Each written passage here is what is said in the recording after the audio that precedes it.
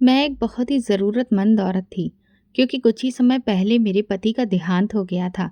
जब मेरी डॉक्टर नंद ने मुझे अस्पताल में नर्स की नौकरी दिलवा दी और फिर एक मेल पेशेंट के कमरे में मेरी ड्यूटी लगा दी, तो मैंने उसे मना किया, क्योंकि मैं एक विधवा थी। पर नंद कहने लगी कि फिक्र की बात नहीं है, वो कोमा में है। मैं उस आदमी के कमरे में रहकर उसका ख्याल रखने लगी। पर जब भी मैं सुबह सोकर उठती तो मेरे और उस बेहोश मरीज के कपड़ों पर पीले रंग के दाग दिख रहे होते। फिर एक दिन मुझे दूसरी नर्स पूछने लगी, तुम्हें एक रात का कितना मिल जाता है? ये सुनकर मुझे बहुत गुस्सा आया, पर मैं बर्दाश्त कर गई। अब मुझे शक होने लगा था कि ज़रूर कुछ गड़बड़ है, इसलिए मैंने चुपचाप रात की वीडियो रिकॉर्डिंग लगा दी। और जब सुबह उठकर मैंने उस वीडियो को देखा, तो मेरी दुनिया ही पलट चुकी थी, क्योंकि वीडियो में साफ तौर पर दिख रहा था कि वो मरीज। आज मेरा पहला दिन था नौकरी पर। मैंने खुद को एक दुपट्टे से बहुत अच्छे से ढक रखा था और भगवान का नाम लेकर घर से निकल पड़ी। मेरी बड़ी नंद डॉक्टर अनामिका ने मेरे लिए अस्पताल में नौकरी लगवाई थी। वो कहती थी, अंजू, अपने पैरों पर खड़ा होना सीखो, लोगों पर बोझ मत बनो। और सच ये था कि मैं खुद भी किसी पर बोझ नहीं बनना चाहती थी। मेरे पति की मौत को 6 महीने बीत चुके थे। उनके साथ अचानक एक हादसा हो गया था, जिसके बारे में किसी को भी अंदाजा नहीं था। और फिर एक दिन वो हमेशा के लिए चले गए, मुझे अकेला छोड़कर। माँ बाप ने कहा कि वापस आ जाओ, लेकिन मैंने मना कर दिया। मैंने कहा नहीं, मैं अपने ससुराल से वापस नहीं आना चाहती, क्योंकि मेरी 3 भाभियाँ थीं और मैं बहुत अच्छे से जानती थी कि मायके में रहने वाली लड़कियों या फिर एक विधवा औरत का वजूद किस तरह से ये समाज तोलता है। आज जब मैं अस्पताल पहुंची तो अनामिका ने कहा, तुम्हारी ड्यूटी कोमा वाले मरीज के कमरे में है। मैं ज़रा सा रुकी। एक मर्द पेशेंट, अनामिका ने नरमी से कहा, वो बेहोश है अंजू, तुम्हें उससे कोई खतरा नहीं है और तुम्हारी सुरक्षा की जिम्मेदारी मेरी है। मैंने सिर हिला दिया और कुछ कहे बिना ही उस कमरे की तरफ बढ़ गई। मेरे दिल में अजीब सा भार महसूस हो रहा था, लेकिन मुझे खुद पर भरोसा भी था। अंदर दाखिल हुई तो देखा कि एक लंबा चौड़ा खूबसूरत नौजवान बिस्तर पर बिना किसी हलचल, बिना किसी हरकत के पड़ा हुआ था। उसके चेहरे पर अजीब सा सुकून था, जैसे कि वो बरसों से सो रहा हो। उसे देखकर मुझे बहुत ज़्यादा अफसोस हुआ। हे भगवान, इस पर अपनी कृपा करना। अभी इसकी उम्र ही क्या है, इसकी कितनी ज़िंदगी अभी बाकी है। मेरे दिल से उसके लिए प्रार्थना निकली, शायद इसलिए क्योंकि मेरा पति भी बिल्कुल उसकी ही उम्र का और उसके जैसा ही दिखता था। लंबा, हैंडसम, कम बोलने वाला। और वो भी एक दिन इसी तरह से अचानक मुझे छोड़कर चला गया और हमेशा के लिए खामोश हो गया। मैं उस पेशेंट के पास बैठ गई।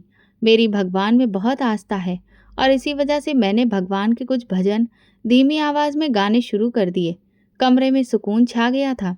कुछ देर तक मैं उसके पास बैठी रही और फिर उठकर उसके आसपास का जायजा लेने लगी। वहाँ पर कुछ भी करने के लिए नहीं होता था, इसलिए मैंने सोचा सो जाती हूँ। मैंने खुद से कहा और फिर मेरी आंख लग गई। सुबह जब मेरी आंख खुली तो शरीर में बहुत ही थकान सी महसूस हो रही थी, लेकिन दिल निश्चिंत था। लेकिन जैसे ही मैंने अपने कपड़े सही किए तो मुझे कुछ पीले रंग के धब्बे नजर आए। ये देखकर मैं घबरा गई। ये कैसे और कहाँ से? रात को तो कुछ भी नहीं हुआ था। मैंने तुरंत अनामिका से बात की। दीदी, मेरे कपड़ों पर कोई अजीब सी चीज़ लगी है। मैं नहीं जानती कि ये क्या है, लेकिन अजीब बात है। ये सुनते ही वो जैसे आग बबूला हो गई। अंजू, तुम्हें कोमा वाले पेशेंट के कमरे में लगवाना मेरी बहुत बड़ी गलती थी। अगर तुम इस तरह की बातें करोगी तो फिर मेरी नौकरी भी खतरे में पड़ जाएगी।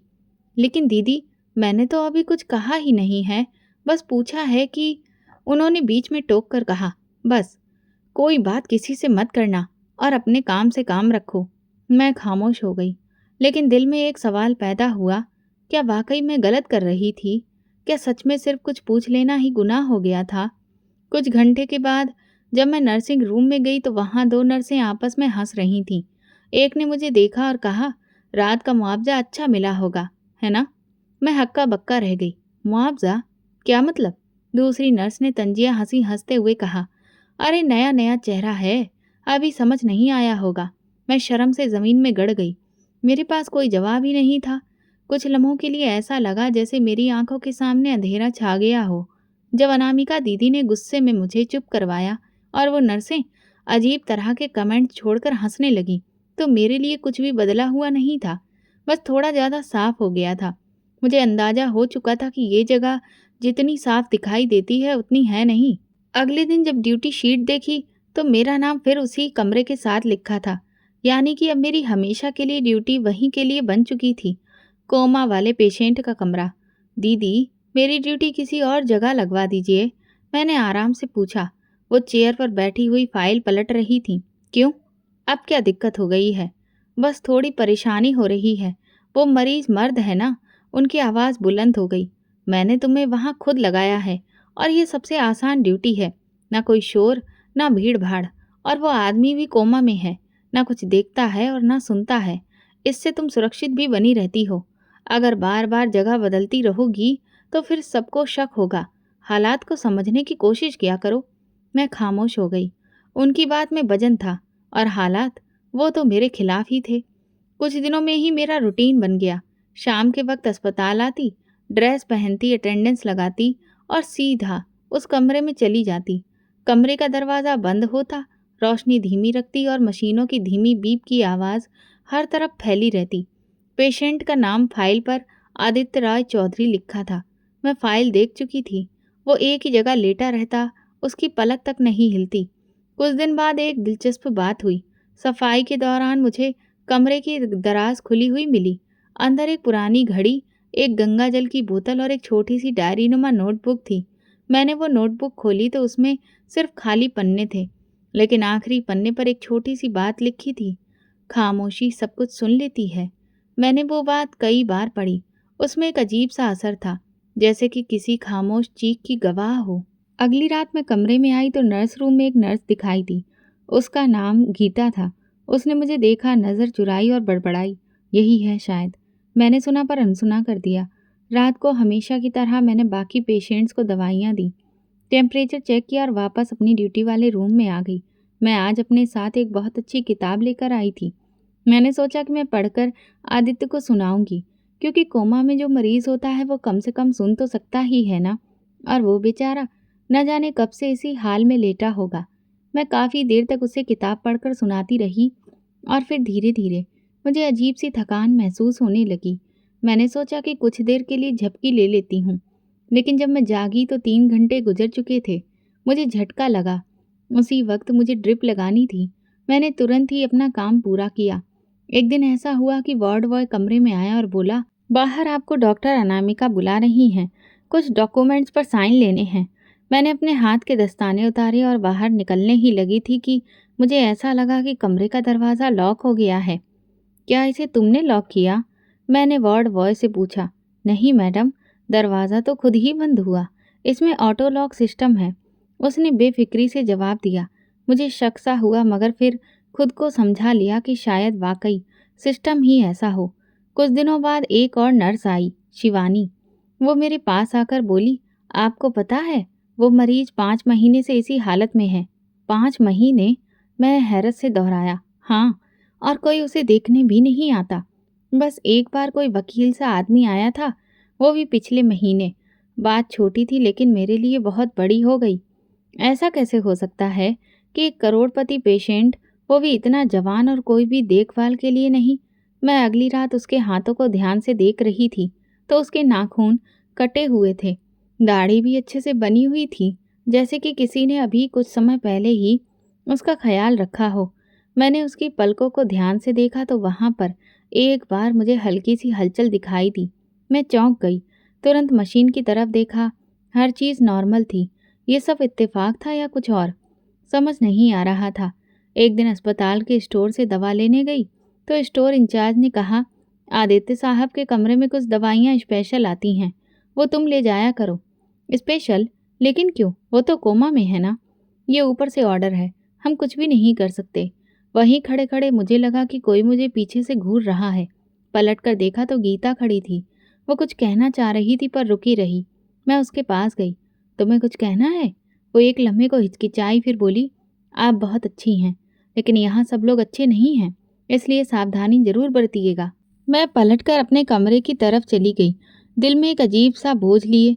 हर चीज़ बेजान होते हुए भी जैसी मुझसे बातें कर रही थी, दीवारें, दरवाजे, बेड के बराबर लगी हुई ऑक्सीजन मशीन, यहाँ तक कि वो खामोश पेशेंट भी। मैं अब सिर्फ नर्स नहीं थी, मैं तमाशाई भी थी और शायद एक खामोश गवाह भी। अब मेरी ड्यूटी रोज़ की बन चुकी थी। शाम को आती, पेशेंट के कमरे में जाती, चुपचाप दवाई ड्रिप में डालती, साफ सफाई करती, कभी उसके बालों को कंघी कर देती, तो कभी उसके हाथ पैरों को हल्के से मालिश देकर आराम देने की कोशिश करती। मुझे उस पर कभी कभी बहुत तरस आता था कि बेचारा लेटे लेटे इस तरह से कितना परेशान हो जाता होगा। इसलिए मैं ये सब कुछ हर किसी की नज़र से बचकर करती थी, क्योंकि मैं नहीं चाहती थी कि कोई भी मुझे उसकी सेवा इस तरह करते हुए देखे, क्योंकि मैं एक विधवा औरत थी और इससे मेरे चरित्र पर सवाल उठाए जा सकते थे। मैं अब हर रोज़ उसे कोई न कोई अच्छी नॉवेल पढ़कर सुनाती और फिर कोने में चादर ओढ़ कर सो जाती।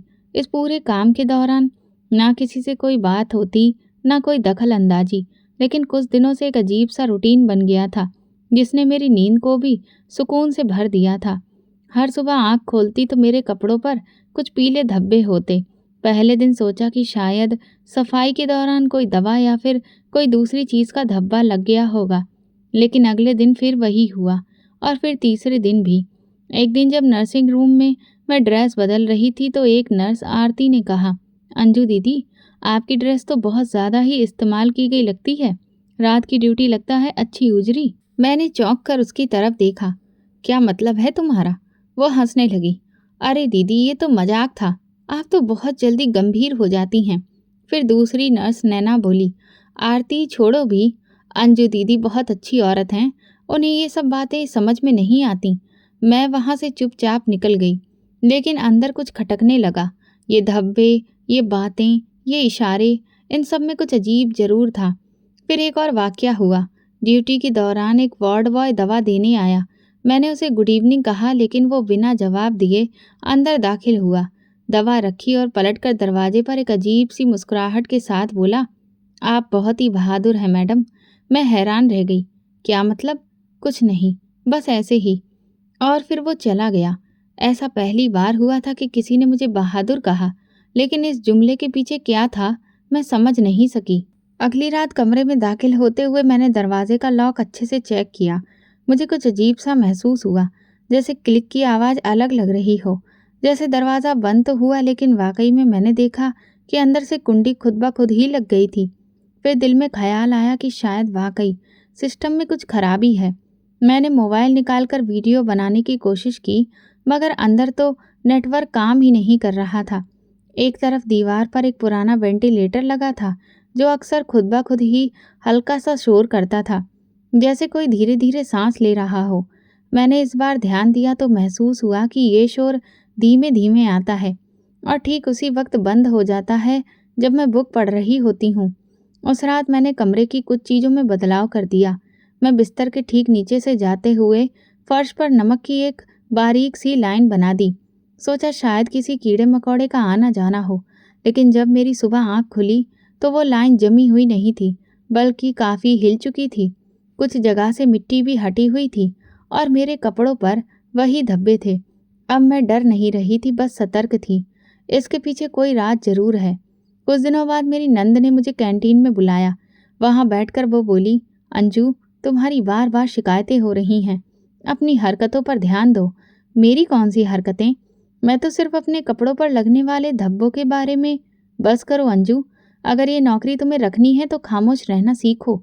ज़्यादा सवाल करोगी तो फिर यहाँ के दरवाजे भी तुम्हारे लिए बंद हो जाएंगे। मैं चुपचाप अपना सिर हिला दिया, लेकिन दिल में एक फैसला कर लिया था कि अगली ड्यूटी से पहले मैं अपने पति का पुराना कैमरा साथ लाऊंगी। वही कैमरा जो उन्होंने मुझे पिछली एनिवर्सरी में गिफ्ट में दिया था। वही कैमरा मेरे सवालों का जवाब देगा। कुछ तो है, कुछ अजीब इशारे हैं जो लगातार मुझे कुछ समझाने की कोशिश कर रहे हैं, और शायद अगली रात वे इशारे साफ हो जाएंगे। जब वो रात आई जिसमें मैंने अपने पति का पुराना कैमरा उठाया, तो दिल में अजीब सी घबराहट थी। वो कैमरा मेरे लिए सिर्फ एक चीज़ नहीं थी, एक निशानी थी उस जिंदगी की जो अचानक मेरे हाथों से रेत की तरह निकल गई थी। कैमरे की बैटरी चार्ज की और एक खुफिया जगह पर माइक्रो एसडी कार्ड डाला और सोचा कि अब इसे कहाँ लगाऊं कि सब कुछ रिकॉर्ड हो जाए और किसी को शक भी ना हो। उस रात मैंने वही किया जो मेरे दिल ने कहा। कैमरा मैंने एक नई जगह पर लगाया, पेशेंट के बिस्तर के ठीक बाईं तरफ।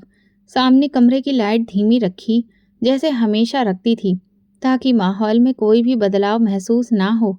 मैंने सारा काम पूरा किया और रोज की तरह अपनी जगह पर चादर ओढ़कर लेट गई। लेकिन इस बार सोने का कोई भी इरादा नहीं था। मैं हर आहट पर कान लगाई थी, लेकिन चुपचाप आंखें बंद किए लेटी रही। लेकिन मेरा जहन पूरी तरह से जाग रहा था। रात के किसी पहर, शायद 2 बजे के बाद, मुझे ऐसा महसूस हुआ जैसे कमरे में हल्की सी हरकत हुई है। दरवाजे की चरमराहट, फर्श पर हल्की सी सरसराहट और किसी साए जैसा कुछ। मगर मैंने खुद को बिल्कुल हिलने नहीं दिया। कुछ देर बाद वही खामोशी फिर लौट आई। सुबह हुई तो मैं जल्दी से घर आई, कमरे का दरवाज़ा बंद किया, पर्दे गिराए और कैमरा निकालकर लैपटॉप से वो रिकॉर्डेड वीडियो देखना शुरू किया। जैसे ही वीडियो चली, मैंने खुद को सख्ती से कुर्सी पर बिठाया, क्योंकि मुझे अंदाजा था कि जो कुछ नज़र आने वाला है वो शायद मेरी बर्दाश्त से बाहर हो। वीडियो की शुरुआत हमेशा की तरह ही थी। मैं नॉवेल पढ़ रही थी और फिर एक तरफ जाकर लेट गई। वक्त गुजरता रहा और फिर कुछ देर बाद वीडियो में वो पल आ गया जिसने मेरे अंदर की सारी हवा खींच ली। पेशेंट, जिसे आदित्य चौधरी के नाम से जाना जाता था, धीरे धीरे अपने बिस्तर से उठा। कोई हिचकिचाहट नहीं, जैसे हर रात वो ये सब करता हो। उसने पहले बैठकर अपनी गर्दन दाएं बाएं घुमाई, जैसे कि बंधी हुई कोई पट्टी खोल रहा हो। फिर उसने धीरे से चप्पल पहनी और कमरे में चलने लगा। वीडियो में उसकी चाल में पूरी तरह से होशो हवास नजर आ रहा था। वो कमरे के कोने तक गया, फिर पलट कर मेरे पास आया। कुछ लम्हों तक वो मेरे चेहरे को देखता रहा। मेरा सिर चादर से ढका हुआ था और मैं वीडियो में साफ नजर आ रही थी, बेखबर, गहरी नींद में। फिर उसने मेरी चादर का किनारा धीरे से हटाया, मेरे बालों को छुआ, जैसे किसी अपने को धीरे से जगाने की कोशिश कर रहा हो, या शायद सिर्फ देखने की इच्छा हो। फिर उसने अपने पेशेंट वाले कपड़ों की जेब में हाथ डाला और ना जाने उसमें ऐसा क्या था कि उसने अपनी एक उंगली मेरी नाक से कुछ इंच की दूरी पर रखी और कुछ देर तक वही रखी, फिर उसे हटा लिया। इससे मुझे इतना समझ आ गया कि वो या तो मेरी सांसें चेक कर रहा है या मुझे कुछ महसूस करवा रहा है। फिर उसने पास में रखी कुर्सी उठाई और उसे मेरे पास रख दिया। दराज खोली और उसमें से वो तेल की पुरानी शीशी निकाली जो कई दिनों से वहीं रखी थी। कुर्सी पर बैठकर उसने मेरे हाथों को बहुत नरमी से थामा और उस पर तेल लगाना शुरू कर दिया। धीरे धीरे वो मसाज करता रहा, जैसे ये रोज की आदत हो। उसने मेरे पैरों पर भी वही तेल लगाया। ये सब इतनी खामोशी से हो रहा था कि मुझे कुछ भी समझ में नहीं आ रहा था, या शायद मैं बेहोश थी।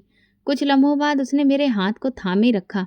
उसके चेहरे पर एक अजीब खामोश सा सुकून था, जैसे वो किसी गहरे दर्द से निकलकर अब शांति की ओर बढ़ रहा हो। फिर बिना किसी जल्दबाजी के उसने शीशी वापस दराज में रखी, चप्पल उतारी, कुर्सी वापस अपनी जगह रखी और आकर बेड पर लेट गया, उसी पोजीशन में जैसे वो हमेशा लेटा होता था। मैंने वीडियो रोक दी। मेरे हाथ कांप रहे थे, दिल तेजी से धड़क रहा था। दिमाग में बस एक बात गूंज रही थी, ये इंसान कोमा में नहीं है।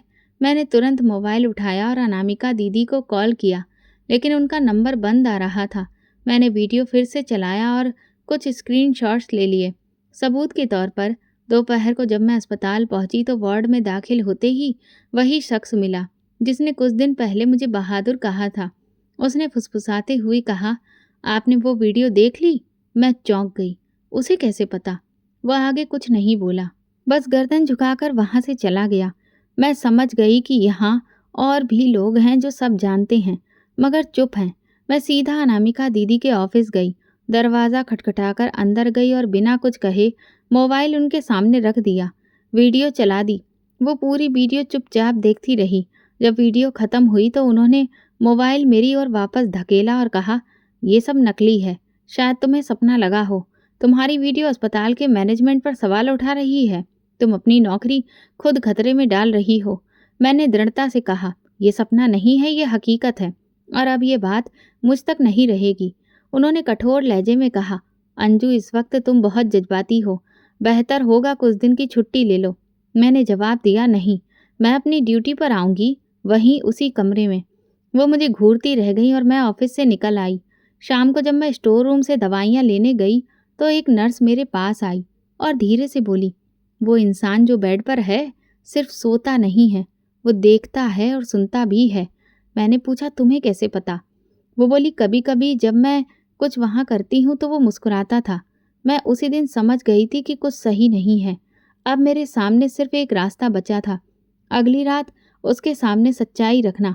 मैंने वीडियो बार बार देखा, हर बार ये उम्मीद लेकर कि शायद ये नज़र का धोखा हो, कोई टेक्निकल खराबी, कोई फ्रेम कट गया, कुछ तो ऐसा हो जिससे लगे कि मैं गलत हूँ। लेकिन हर बार हकीकत और साफ हो जाती। वो इंसान जिसे दुनिया कोमा का पेशेंट समझ रही थी, पूरी तरह से होश में था। उसकी आंखों की हरकत, उसके शरीर की गतिविधि, उसका सारा व्यवहार, सब उसके होश में होने का सबूत दे रहे थे। जब वो मेरे हाथों पर तेल लगा रहा था, उसके चेहरे पर जो सुकून था वो बनावटी नहीं था, जैसे वो किसी पूजा में लीन हो। और यही बात मेरी उलझन को और गहरा करती जा रही थी। इस बार मैंने और भी सबूत जमा किए।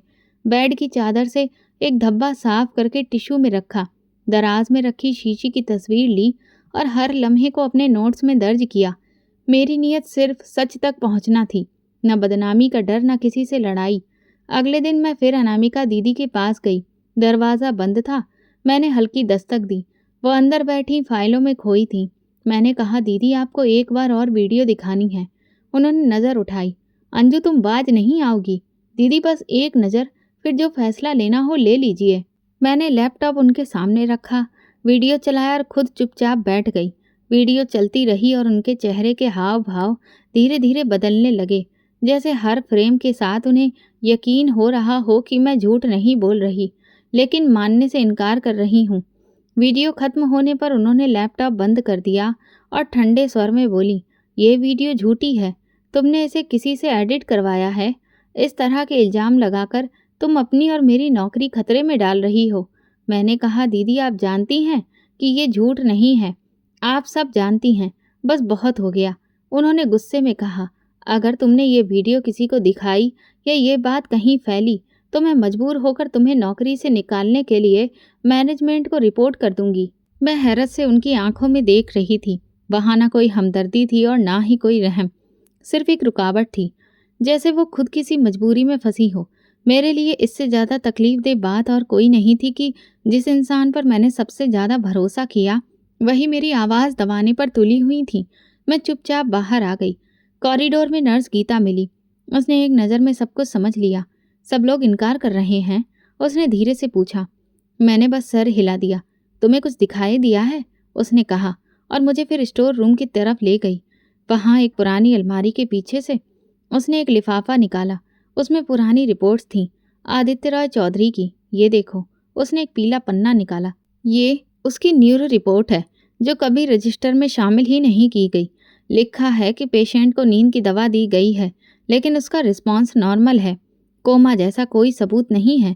मैंने वो रिपोर्ट हाथ में ली, जैसे कोई हथियार पकड़ लिया हो। तुम्हारे पास ये कब से है?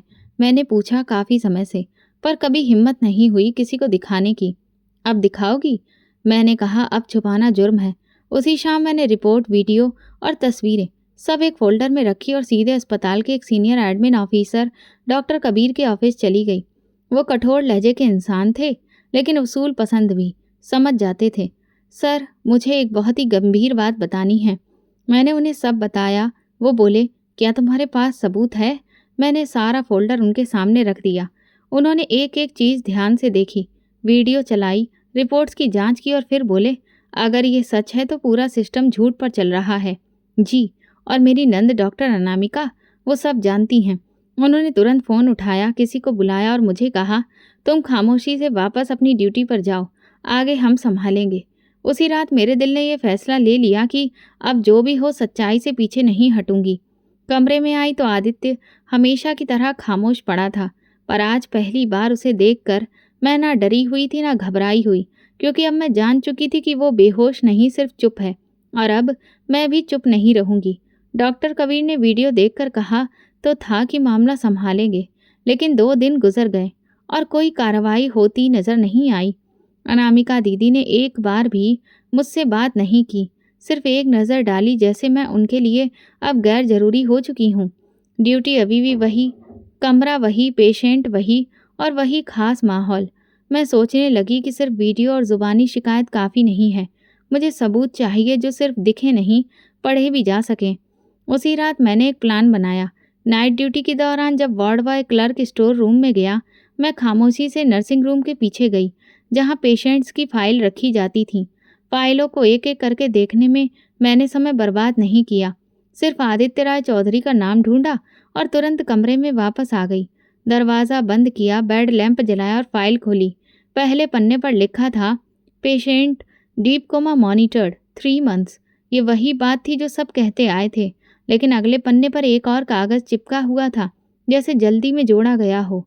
उस पर एक छोटा सा नोट लिखा था, नाम Aditya Rai Chaudhary, condition stable, under protective observation. Aditya Rai Chaudhary, ये नाम अब ऐसा लगने लगा जैसे मैं पहले भी सुन चुकी थी। कुछ महीने पहले मेरे पति के साथ जब मैं एक जगह पर गई थी, तब उसने बताया था कि आदित्य रॉय चौधरी एक बहुत बड़ा बिजनेसमैन है। रियल एस्टेट, टेक्सटाइल और बहुत सारे इंस्टीट्यूशंस, हर जगह उसी का नाम था। मैं और पन्ने पलटने लगी। रिपोर्ट्स में कुछ चीज़ें गायब थीं, जैसे कोई जानबूझकर जानकारी छुपा रहा हो। एक पुरानी एक्सेल रिपोर्ट के पीछे एक हाथ से लिखी डिटेल नजर आई, possible found please suspect case referred. मैंने वो फाइल दुपट्टे में लपेटकर वापस रख दी। अब दिमाग में एक नया सवाल था, अगर ये इंसान इतना पावरफुल है तो फिर इसे यहाँ क्यों छुपाया गया है, और कौन चाहता था कि ये कभी ना जागे। अगले दिन मैंने अस्पताल की पुरानी नर्स संगीता दीदी से बात करने का फैसला किया। वो सुबह की शिफ्ट में आती थी और बीते 20 साल से ये काम कर रही थी। अस्पताल की दीवारों जैसी खामोश, लेकिन सब कुछ जानने वाली। कैंटीन में चाय लेते हुए मैंने पूछा, दीदी आप आदित्य के बारे में कुछ जानती हैं? वो लम्हा भर रुकी, क्यों पूछ रही हो? बस ऐसे ही, कुछ रिपोर्ट्स अजीब हैं और वो ऐसा पेशेंट नहीं लगता जैसा बताया जाता है। उन्होंने इधर उधर देखा, फिर धीरे से बोली, तुम्हें कोई धमकी तो नहीं मिली? अभी तक नहीं, मगर सच जानने की सजा कब तक दूर रहती है? संगीता दीदी थोड़ी देर खामोश रही, फिर धीरे से बोली, ये इंसान कुछ महीने पहले जहर खुरानी के केस में आया था। इसकी हालत बहुत नाजुक थी, लेकिन ये बच गया। पुलिस में रिपोर्ट दर्ज हुई, लेकिन अगले ही दिन कार्रवाई बंद कर दी गई। क्यों? मैंने पूछा। कहा गया कि फैमिली को शक है कि ये अपनी जान लेने की कोशिश कर रहा था, मगर वो खुदकुशी नहीं थी अंजू। मैंने उसके कपड़ों पर निशान देखे थे, और सबसे बढ़कर जब वो होश में आया था तो खुद बोलकर उसने कहा था कि मुझे मेरे अपने मारना चाहते हैं। फिर ये सब छुपाया क्यों गया? क्योंकि उसने खुद कहा था कि उसकी जिंदा होने की खबर बाहर नहीं जानी चाहिए। उसने कहा, मुझे मरने के करीब समझकर जो चेहरे बेनकाब हो रहे हैं उन्हें पूरी तरह बेनकाब होने दो। मैं दंग रह गई। तो वो कोमा में नहीं था? नहीं बेटी, उसने सिर्फ एक ड्रामा किया है ताकि असली मुजरिम सामने आए। आपने ये बात किसी को नहीं बताई। हमेशा सोचा कि ऐसा करूं, फिर वही डर, नौकरी की सुरक्षा की। लेकिन तुम्हें वो हिम्मत है जो हम में नहीं थी। मेरी आंखों के सामने वो सारी रातें घूमने लगीं। जब वो इंसान मेरे करीब आकर बैठता, मेरे हाथों पर तेल मलता और खामोशी से वापस चला जाता। मैं कितनी बेखबर थी, लेकिन अब नहीं। मैं वापस वार्ड में आई और कमरे का दरवाज़ा बंद करके कुछ देर उसके चेहरे को देखा। वह हमेशा की तरह वैसे ही बिना हरकत के पड़ा था, पर अब उसकी खामोशी समझ आने लगी थी। मैंने खुद से कहा, तुम सोते नहीं हो, तुम सब देखते हो, और अब मैं भी तुम्हें देख रही हूँ। अब मैं सिर्फ एक नर्स नहीं थी, मैं उसकी कहानी का किरदार बन चुकी थी, जो सबकी नज़रों से ओझल था। मैं खामोश गवाह थी और सच के करीब पहुंच चुकी थी। संगीता दीदी की बातें मेरे दिमाग में गूंज रही थीं। वो जो कुछ कहकर गई थीं, वो बस राज नहीं थे, एक भारी जिम्मेदारी भी थी। आदित्य चौधरी जिंदा था, होश में था, और खुद को मुर्दा दिखाकर अपने ही लोगों को बेनकाब कर रहा था। अस्पताल के कुछ लोग, जिन्हें हम अपनी जिम्मेदारी निभाने वाले समझते थे, एक कीमत पर खामोशी से बिक चुके थे। और मेरी नंद डॉक्टर अनामिका, वो कहाँ खड़ी थी? क्या उसकी मालूमात में ये सब कुछ था, या मैं सिर्फ एक मोहरा बनी?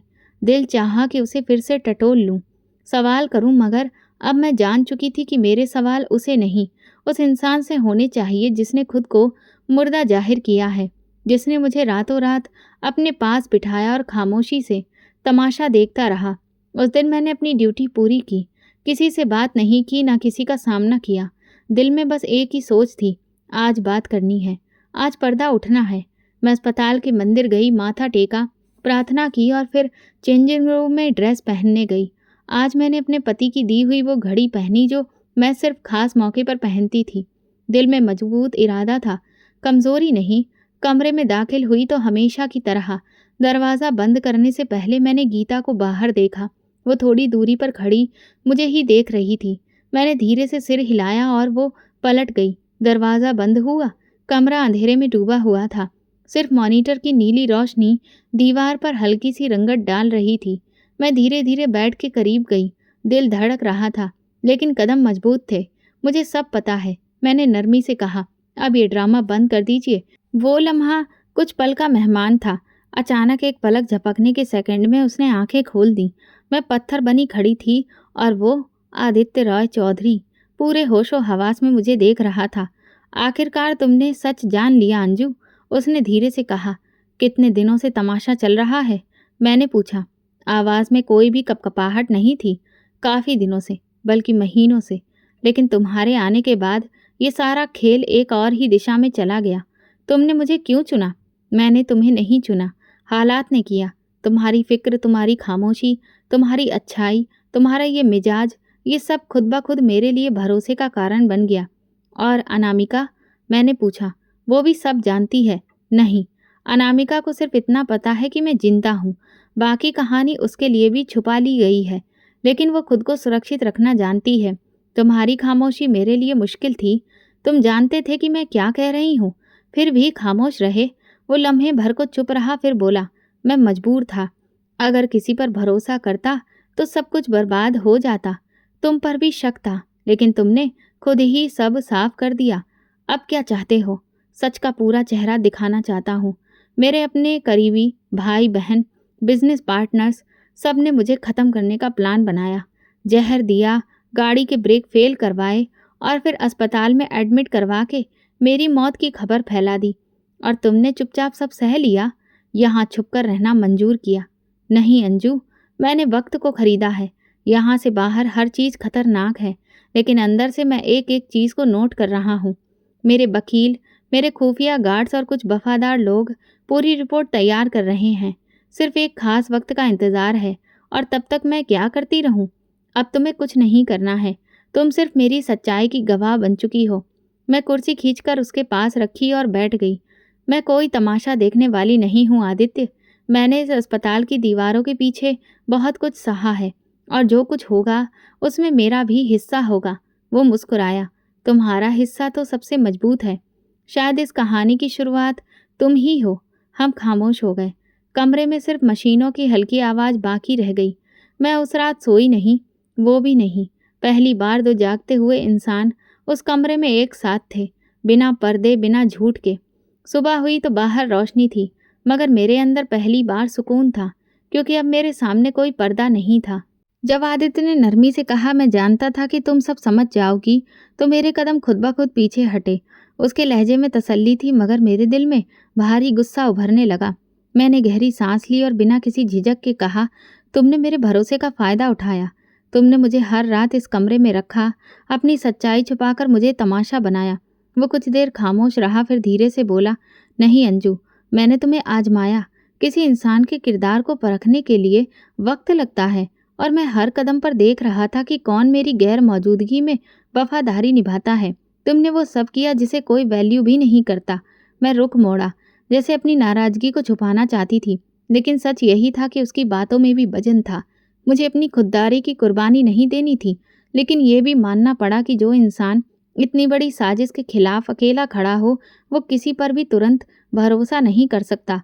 तुम्हें कब पता चला कि मैं शक करने लगी हूँ? मैंने पूछा। उसी दिन जब तुमने मेरा हाथ झटका। उस रात मैंने पहली बार तुम्हारी आंखों में भरोसे की जगह सवाल देखे थे। मैं कुर्सी पर बैठ गई। आदित्य अपनी उसी पोजीशन में लेटा रहा, मगर उसकी आंखों में वो गहराई थी जो सच छुपाने वालों में नहीं होती। तुम इस सब से क्या निकालना चाहते हो? मैंने साफ शब्दों में पूछा। इंसाफ, और उसकी जमानत जो मेरे लिए खड़ी हुई जब सबने मेरा साथ छोड़ दिया। वो बात मेरे दिल में जैसे तीर की तरह लगी। एक लम्हा आया कि मैंने सोचा, क्या वाकई मेरा होना इतना खास हो गया था? मैंने कुछ नहीं मांगा, ना कुछ माना, मगर फिर वही ख्याल आया, शायद भगवान ने मुझे एक मकसद के लिए यहाँ भेजा था। अब तुम क्या करने वाले हो? मैंने बात आगे बढ़ाई। मेरी लीगल टीम मेरे दस्तखत का इंतज़ार कर रही है। जैसे ही मैं पूरी तरह से अस्पताल से निकलने के काबिल हो जाऊंगा, मेरे भाई बहनोई और 2 पार्टनर्स के खिलाफ क्रिमिनल केस फाइल हो जाएगा। सब कुछ कानूनी तरीके से होगा और अस्पताल का क्या? यहाँ तो सबने खामोशी खरीद ली है। डॉक्टर कबीर मेरा आदमी है, वही मेरा खास था। उसे भी भरोसा दिलाना मुश्किल था, मगर अब वो सब कुछ संभाल रहा है। अनामिका को भी बाहर निकलना होगा, बस वक्त का इंतज़ार है। वो मेरी ननद है, मैंने अचानक कहा। मुझे समझ नहीं आता वो इस सब में क्यों खामोश रही। आदित्य ने नरमी से कहा, शायद वो सिर्फ सुरक्षित रहना चाहती थी। वो कुछ लोग जालिम नहीं होते, सिर्फ कमज़ोर होते हैं। वो जवाब में मेरे दिल को चुभ गया था। सच था, लेकिन उसे एक्सेप्ट करना मुश्किल था। तुम्हें कैसे पता कि मैं तुम्हारे साथ हूँ? मैंने अचानक पूछा। तुम यहाँ बैठी हो, यही काफ़ी है। उसकी आंखों में मुझे साफ साफ देख रही थी। उसकी नज़र में कुछ पाने की इच्छा नहीं थी, बल्कि शुक्रिया था। उसी रात जब मैं अस्पताल से निकली तो पहली बार मैंने अपने दिल में सुकून महसूस किया। मैंने नर्सिंग रूम पर जाकर अगले 3 दिन की ड्यूटी का वक्त बदलवाया। इरादा था कि इन 3 दिनों में वो हर चीज़ देखूं, सुनूं और नोट करूं जो इस साजिश का हिस्सा हो सकती थी। अगले दिन संगीता दीदी को अपने भरोसे में लिया। उसने कहा, अगर कुछ भी हो, अगर कोई भी तुमसे सवाल करे तो बस ये कहना कि अंजू पेशेंट की प्राइवेसी का ख्याल रख रही है। उन्होंने मेरी बात के जवाब में अपना पर्स खोला और अंदर से पुराना फ़ोन निकाला। ये उस दिन का है जब उसके भाई पहली बार यहाँ आए थे। मैंने उस दिन इसमें कुछ रिकॉर्डिंग सुरक्षित कर ली थी। मैं हमेशा सोचती रही कि कब दूँ, लेकिन अब वक्त आ गया है। मैंने फ़ोन लिया। रात को घर जाकर उसकी ऑडियो चेक की। आदित्य के भाई की आवाज़ थी, ये कमबख्त अभी तक मरा क्यों नहीं है? डॉक्टर को और डोज बढ़ानी होगी। जायदाद के कागजात पर दस्तखत किए बिना मर गया तो सारा का सारा प्लान बर्बाद हो जाएगा। मेरे हाथ एक और सबूत लग गया। मैंने वो क्लिप कॉपी करके सुरक्षित कर ली। अगली सुबह मैंने आदित्य को सुनाई। उसने खामोशी से सुनी, आंखें बंद कर लीं और कहा, और खेल खत्म होने को आ गया है। मैंने कहा, नहीं, अभी एक कदम बाकी है। कौन सा? तुम्हारा सामने आना, उन सबके सामने जिन्होंने तुम्हें मुर्दा समझकर तुम्हारा हिस्सा बांट लिया। वो मुस्कुराया, धीरे से बोला, तो मेरा साथ दोगी? अब मैं पीछे नहीं हट सकती। हम दोनों जानते थे ये सिर्फ साजिश नहीं थी, एक नई हकीकत की शुरुआत थी।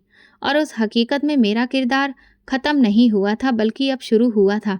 जब मैंने आदित्य को वो ऑडियो सुनाई, उसकी पलकें भी नहीं झपकी, जैसे वो हर बात पहले से जानता हो। मगर उस लम्हे के बाद उसकी खामोशी बदल गई थी।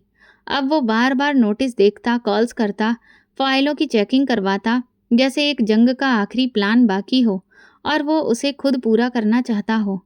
मैं सिर्फ देख रही थी, सुन रही थी और सीख रही थी। ये वो दिन थे जब मुझे एहसास हुआ कि कोई इंसान अगर अकल और सब्र से काम ले तो पूरी दुनिया की साजिश भी उसे तोड़ नहीं सकती। कमरे में अक्सर उसके वकील आते, खुफिया दस्तावेजों पर दस्तखत लिए जाते और व्हाट्सएप पर खुफिया मैसेज एक दूसरे को भेजे जाते। मैंने एक दिन पूछा, क्या यह सबसे सुरक्षित तरीका है? आदित्य ने जवाब दिया, यही सुरक्षित है।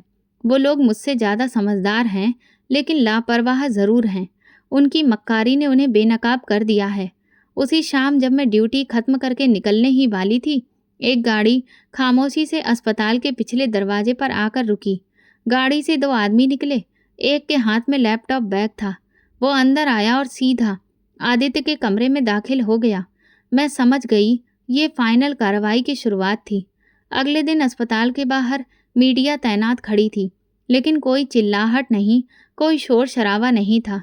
खामोशी से पुलिस की 2 गाड़ियां आईं और 3 लोगों को अस्पताल के अमले के रास्ते से हिरासत में लेकर निकल गईं। उनमें वही 2 चेहरे शामिल थे जो मैंने आदित्य की फाइल में दस्तखत करते देखे थे। बाद में पता चला 1 महीने की रिकॉर्डिंग, गवाहों के बयान और फाइनेंशियल ट्रांजैक्शन की सारी फाइलें तैयार की गई थीं। आदित्य ने सब कुछ अपने हाथ में रखा और आखिरी लम्हे तक किसी पर यह जाहिर नहीं होने दिया कि वो कब, कहाँ और कैसे वार करेगा। शाम को जब मैं हमेशा की तरह पेशेंट की फाइल अपडेट कर रही थी तो डॉक्टर कबीर ने मुझे बुलाया। तुम्हारे लिए एक खास मैसेज है, उन्होंने कहा और मुझे एक सफ़ेद लिफाफा थमा दिया। मैंने उसे खोला तो अंदर एक सादा सा नोट था। उसमें सिर्फ 2 बातें लिखी थीं। कल सुबह मैं अस्पताल छोड़ रहा हूँ। तुमने मेरी ज़िंदगी बचाई है आदित्य, मेरे लिए ये 2 वाक्य आम नहीं थे।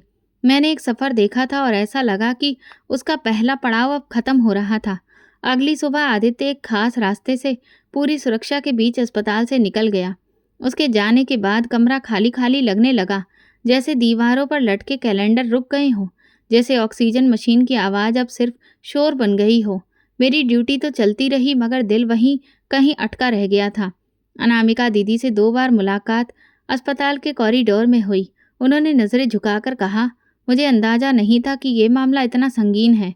शायद मैं वक्त पर कुछ बोलती तो बेहतर होता। मैंने कोई शिकायत नहीं की, सिर्फ इतना कहा, वक्त अगर सच बोल दे तो हम सब चुप रह जाते हैं। कुछ दिन बाद जब सब कुछ नॉर्मल हो गया, एक दोपहर में अपने कमरे में बैठी थी, कपड़े तय कर रही थी, तभी दरवाजे पर दस्तक हुई। गीता खड़ी थी, हाथ में एक छोटा सा सफ़ेद लिफाफा था। ये आपके लिए है, बाहर से आया है, कहकर वो चली गई। मैंने लिफाफा खोला तो उसमें एक साधारण सा कार्ड था। ऊपर गोल्डन स्याही से लिखा था, शादी का निमंत्रण, और नीचे लिखा था, अंजू वेड्स आदित्य। मेरे हाथ कांपने लगे। मैंने कार्ड दोबारा बंद कर दिया, जैसे कुछ गलत पढ़ लिया हो। लेकिन वो कार्ड सच था, और मेरा नाम भी। मैंने फ़ोन उठाया और संगीता दीदी को कॉल किया। दीदी, मुझे कुछ मिला है, शायद आपको सुनकर हैरत होगी। उन्होंने चुपचाप मेरी बात सुनी और सिर्फ इतना कहा, बेटा, भगवान जिनके लिए भला चाहता है, उनके लिए ऐसे फैसले खुद करता है। मैंने किसी को कुछ नहीं बताया। 2 दिन तक सोचती रही, क्या ये रिश्ता एक एहसान का सिला था या एक रिश्ते की बुनियाद। वो इंसान जिसे मैं सबसे ज़्यादा असुरक्षित समझ रही थी, आज मेरे दरवाजे पर एक मजबूत वादा लिए खड़ा था। आखिरकार मैंने भगवान के आगे सिर झुकाया और फैसला अपने दिल के हवाले कर दिया। अब एक और कदम उठाना था, मगर ये कदम जिंदगी की तरफ था। वो कार्ड कई दिन मेरे तकिए के नीचे रखा रहा। मैं उसे बार बार खोलती, पढ़ती और फिर रख देती। आदित्य का फैसला मेरे लिए हैरान कर देने वाला नहीं था, लेकिन ये सोचना कि मैं वाकई उसकी नई शुरुआत का हिस्सा बन सकती हूँ, ये मेरे लिए आसान नहीं था। मैंने कई रातें भगवान से बातें करते हुए गुजारी। अगर ये रिश्ता मेरे हक में है तो मेरे दिल को सुकून दे दो, अगर नहीं है तो मुझे मना करने की हिम्मत दे दो। मैं अकेली थी, मगर कमज़ोर नहीं। अब जो फैसला करना था वो जज्बात पर नहीं, अकल और ईमान पर करना था। तीसरे दिन मैंने संगीता दीदी को बुलाया, उनके सामने चाय रखी और कहा, आपको कैसा लगेगा अगर मैं हाँ कह दूँ। वो थोड़ी देर चुप रही, फिर बोली, अंजू, तुमने उस आदमी को उस वक्त इज्जत दी जब दुनिया ने उसे मरा हुआ समझ लिया था। अगर वो तुम्हें ज़िंदगी की इज्जत देना चाहता है तो ये तुम्हारा अधिकार है। मैंने उनकी बात सुनकर सिर झुका लिया। अगले दिन मैंने फ़ोन उठाया, आदित्य के वकील का नंबर मिलाया और सिर्फ इतना कहा, मेरा जवाब हाँ है, मगर मेरी कुछ शर्तें भी हैं। वकील ने कहा, मैं उन्हें सब बता दूंगा। शाम तक आदित्य की तरफ से मैसेज आ गया, तुम्हारी हर बात मुझे दिल से कबूल है। शादी साधारण तरीके से होगी और रिश्ता सिर्फ इज्जत पर कायम होगा। इस जवाब ने मेरे दिल को एक नरमी दी। मैंने लाल दुपट्टा निकाला, वही जो मेरी पहली शादी में मुझे पहनाया गया था। उसमें कई पुरानी यादें थीं, मगर आज उसमें एक नया मोड़ जुड़ने जा रहा था। शादी की तारीख तय हुई, एक छोटे से हॉल में, ना कोई बैंड बाजा, ना कोई दिखावा, बस 2 दिल, 2 परिवार और 2 गवाह। उसी दिन मैंने अपनी पहली शादी का लहंगा पहना और अपने पहले पति का दिया हुआ वो छोटा सा लॉकेट, जिसे मैं हमेशा दिल के करीब रखती थी। संगीता दीदी मेरे साथ थी और गीता ने मेरा दुपट्टा ठीक किया। आप बहुत खूबसूरत लग रही हो अंजू दीदी, उसने कहा। मैं सिर्फ प्रार्थना करूंगी कि ये सारी खुशियाँ हमेशा बनी रहें। पंडित जी ने मंत्र पढ़ना शुरू किया। हम दोनों साथ में बैठे थे। वो पूरे वक्त सिर झुकाए, पूरी संजीदगी से चुपचाप बैठा रहा। उसे जैसा जो रस्म निभाने को कहा गया उसने वैसे ही निभाया। जब उसे मेरी मांग भरने को कहा गया तो मेरे थोड़े हाथ कांपने लगे, लेकिन मैंने आंखों से इशारा करके उसे इजाज़त दी। उसने मेरी मांग भरी और फिर मुझे मंगलसूत्र पहनाया। हर रस्म के साथ मेरे दिल का बोझ हल्का होता गया। फिर हम 7 फेरे लिए। मेरे हर फेरे का वचन दिल से बोली और भगवान से प्रार्थना की, जिस सफ़र की शुरुआत तूने मेरे सब्र से करवाई, उसका अंजाम भी मेरे लिए बेहतर बना दे। ना कोई फोटोग्राफर था, ना वीडियो, ना कोई पोस्ट। बस मेरे दिल में उस लम्हे की तस्वीर सुरक्षित थी, जिसमें मेरी वफादारी और मेरी सच्चाई एक नए रिश्ते में बंध गई थी। वापस आने के बाद संगीता दीदी ने मेरे हाथ पकड़कर कहा, तुम सिर्फ पत्नी नहीं हो, एक मिसाल हो। आदित्य ने शादी के बाद मुझसे कहा, मैंने दुनिया को दिखाया कि मैं मरा हुआ हूँ, मगर तुमने मुझे एहसास दिलाया कि मैं जिंदा रहने के काबिल भी हूँ। तुमने जिस तरह से मेरा ख्याल रखा, मेरे बारे में सोचा, मेरे अकेलेपन को हर रोज़ दूर करने की कोशिश की, उसी ने मेरे दिल में तुम्हारे लिए एक खास जगह बना दी। मैंने मुस्कुराकर कहा, तो इसलिए तुम रोज़ मेरे हाथ पैर की मालिश करते थे? उसने थोड़ा शर्माते हुए कहा, हाँ, क्योंकि मुझे हर बार एहसास होता था कि तुम मेरे लिए कितनी मेहनत करती हो और थक जाती हो। बस उसी के लिए एक छोटी सी कोशिश करता था, और कुछ नहीं। हमने कोई हनीमून प्लान नहीं किया, किसी दूसरे देश की सैर पर नहीं निकले। अगले दिन हम दोनों एक साथ मंदिर गए, वहां जाकर पूजा की, गरीबों में कपड़े बांटे, सब कुछ एक साथ किया जैसे दो आम इंसान जो एक गैर मामूली मुश्किल से गुजरकर अब साधारण तरीके से जिंदगी जीने की कोशिश कर रहे थे। मेरी जिंदगी के इम्तिहान खत्म नहीं हुए थे, लेकिन अब मुझे अकेले उनका सामना नहीं करना था। ये शादी किसी एहसान का बदला नहीं थी, ये दो रास्तों का मेल था जो अलग अलग चलते चलते एक मोड़ पर आकर एक साथ हो गए। अब मैं एक नई जिंदगी में दाखिल हो चुकी थी, जिसमें मेरे हम सफ़र वो सब कुछ जानते थे जो मैं छुपाना चाहती थी। उसके बाद जो उन्होंने मुझे अपनाया, वो किसी एहसान से बढ़कर था। शादी के बाद जिंदगी में एक नया सुकून आया, लेकिन ये वो खामोशी नहीं थी जो दुख के बाद आती है। ये वो करुणा थी जो भगवान की मर्जी से नसीब होती है। मैं वही अंजू रही, साधारण, भगवान पर विश्वास करने वाली। फ़र्क सिर्फ इतना आया कि अब मेरा हर कदम किसी के साथ था। आदित्य ने शादी के बाद कुछ भी जताया नहीं, ना अधिकार दिखाया। उसकी आंखों में सिर्फ एक चीज थी, भरोसा। एक दिन सुबह नाश्ता करते हुए उसने कहा, मैं चाहता हूँ कि तुम अपनी जिंदगी वहीं से दोबारा शुरू करो जहाँ से तुमने उसे छोड़ा था, लेकिन इस बार पूरे भरोसे के साथ। मैंने हैरानी से देखा, क्या मतलब? मैंने एक हॉस्पिटल खरीद लिया है। वो छोटा है, मगर गरीब और मजबूर विधवा औरतों के लिए उसे रिजर्व किया है। मैं चाहता हूँ कि तुम वहाँ की इंचार्ज बनो। तुम्हारे जैसी औरतें किसी भी जगह की तस्वीर बदल सकती हैं। मैंने वो नाश्ता चाय के एक सादे कप के साथ किया, लेकिन दिल इतना भर आया कि कुछ पल के लिए सांस लेना ही भूल गई। अगर मेरे होने से किसी का दिल हिम्मत से भर सकता है तो मैं ज़रूर जाऊंगी। कुछ हफ्तों के बाद मैंने एक नया डिपार्टमेंट संभाल लिया। वहाँ आने वाली औरतों में ज़्यादातर विधवा, तलाकशुदा या ऐसी लड़कियाँ थीं जो किसी सहारे की तलाश में थीं। मैं उनके बीच जाती, बिना किसी ऊंच नीच के। एक नर्स ने एक दिन कहा, मैडम, आप बिल्कुल अलग हैं। ना आवाज़ तेज करती हैं, ना हमें डांटती हैं, फिर भी सब सुन लेते हैं। मैंने मुस्कुराकर जवाब दिया, क्योंकि मैं वो ज़ुबान बोलती हूँ जो तुम सबके दिलों में छुपी है। मैं वो सब सह चुकी हूँ जो तुम सह रही हो। एक दिन अस्पताल में अनामिका आ गई। मैं अपने ऑफिस में अंदर रिपोर्ट देख रही थी। जब दरवाजे पर दस्तक हुई, दरवाज़ा खुला। वो धीरे धीरे अंदर आई। चेहरे पर नमी थी, नज़रें झुकी हुई थीं। मुझे तुमसे कुछ कहना है अंजू, उन्होंने धीरे से कहा। मैंने अपनी कुर्सी से उठकर उनके लिए कुर्सी खींची। मैं जानती हूँ मैंने बहुत कुछ छुपाया, बहुत कुछ कहा जो नहीं कहना चाहिए था। मैं खुद डरी हुई थी, खुद गर्जी में थी, लेकिन तुमने वो कुछ किया जो मैं नहीं कर सकी। मुझे माफ़ कर दो। मैंने सिर्फ इतना कहा। आप मेरी ननद थीं, आज भी हैं। रिश्ता खून से नहीं, नीयत से मजबूत होता है। मैंने माफ़ किया। हम दोनों कुछ पल चुप बैठे रहे। कुछ रिश्ते शब्दों के बिना भी ठीक हो जाते हैं। घर वापस आकर मैंने अपने लिए कुछ सादे से कपड़े निकाले। अब मेरा दिन अस्पताल में गुजरता, शाम को बच्चों के साथ। हाँ, भगवान ने मुझे बेटियों की खुशी दी थी, वो नन्ही जाने जिन्हें मैंने अपनी प्रार्थना और सब्र से जोड़ना सिखाया। एक दिन बड़ी बेटी बोली, माँ, क्या सारी औरतें इतनी ही मजबूत होती हैं जितनी आप हैं? मैंने उसके माथे पर हाथ रखते हुए कहा, नहीं, लेकिन जो औरत सब्र और सच को अपना हथियार बना ले, उसे कोई झुका नहीं सकता। आदित्य अक्सर शाम को देर से आते, लेकिन हर बार बैठकर मुझे पूरे दिन के बारे में सुनते। कभी कभार एक दो बातें भी कहते। हमारे रिश्ते में दिखावा नहीं था, पर भरोसा बहुत था। फिर एक दिन अस्पताल में काम से निकलते वक्त मैं उस दरवाजे के सामने से गुजरी जिसके अंदर मेरी पहली ड्यूटी लगी थी। वही कमरा जहाँ से मेरी आजमाइश शुरू हुई थी। अब वो कमरा जनरल पेशेंट्स के लिए इस्तेमाल होता था। बाहर नया पेंट हो चुका था और तख्ती पर लिखा था, आशीर्वाद कक्ष। मैं कुछ पल रुकी, दीवारों को हाथ लगाया, आंखें बंद की और दिल से एक प्रार्थना निकली। हे भगवान, शुक्र है कि तुमने मेरे जख्मों से मेरी तकदीर लिखी और हर कदम पर मुझे सहारा दिया। ना कोई आंसू, ना बहाना, ना कोई दुख का मंजर। अब याद आया क्योंकि जिस जगह से दुख शुरू हुआ वही मेरी इज्जत की बुनियाद खड़ी हो चुकी थी।